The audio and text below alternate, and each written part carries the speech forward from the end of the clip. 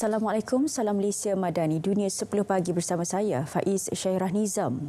Mahkamah Keadilan Antarabangsa ICJ mengarahkan Israel memastikan bantuan kemanusiaan segera di Gaza tidak ditangguhkan susulan situasi kebuluran sedang berlaku. Perintah dikeluarkan Mahkamah Tertinggi Dunia itu di tengah-tengah konflik berterusan. Tiada sebarang perubahan dilihat di Gaza walaupun resolusi Majlis Keselamatan PBB minggu ini menuntut gencatan senjata segera.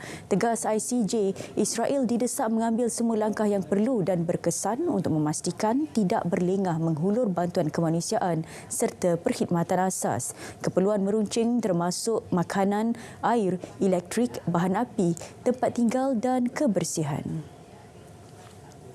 Sementara itu, Perdana Menteri Palestin Muhammad Mustafa membentuk kabinet baru di mana beliau juga akan berkhidmat sebagai Menteri Luar. Kabinet baru itu mahu menjadikan gencatan senjata serta-merta dan pengunduran Israel dari Gaza sebagai keutamaan.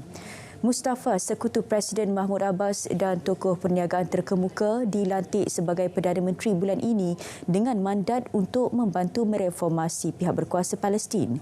Beliau juga ditugaskan untuk mengetuai bantuan dan pembinaan semula Gaza.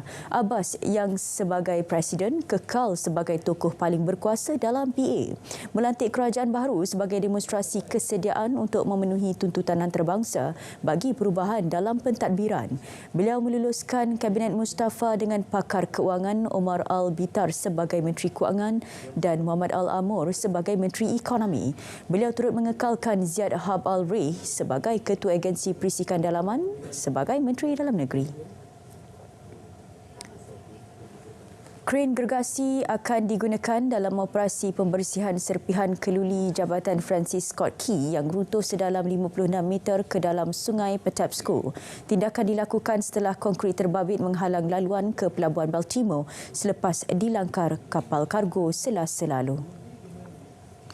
Pihak berkuasa memberi amaran kerja pengalihan mengambil masa lama sebelum pelabuhan utama Amerika Syarikat itu boleh dibuka semula. Pegawai kanan White House, Tom Perez, memaklumkan usaha keras sedang digiatkan bagi memulihkan hub komersial itu. Setakat ini, jasad 2 daripada 6 pekerja pembinaan yang hilang akibat insiden ditemukan. Penyelam menemukan kedua-dua mayat terperangkap di dalam truk pikap pada kedalaman 7.62 meter sekitar kawasan tengah jambatan itu. Perkembangan serangan keganasan di Dewan Bandaraya Crocus, Moskow. Angka kematian dilapor meningkat kepada 143 orang. Sementara 80 orang lagi termasuk 6 kanak-kanak masih dirawat. Kerajaan Rusia mendakwa insiden yang berlaku pada Jumaat lepas didalangi 4 suspek warga Tajikistan. Mereka melakukan pembunuhan beramai-ramai dengan menembak mangsa. Suspek kemudian membakar dewan berkenaan. Presiden Rusia berikrar akan mengenakan hukuman berat terhadap penyerang.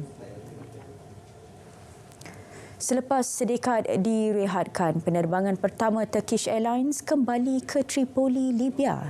Pesawat yang membawa delegasi Turki itu selamat tiba di lapangan terbang antarabangsa MiG-3. Satu memorandum bersefahaman ditandatangani untuk mengembalikan semula penerbangan antara Turki dan Libya sambil disaksikan Menteri Pengangkutan Libya Muhammad Salim Al-Shahoubi.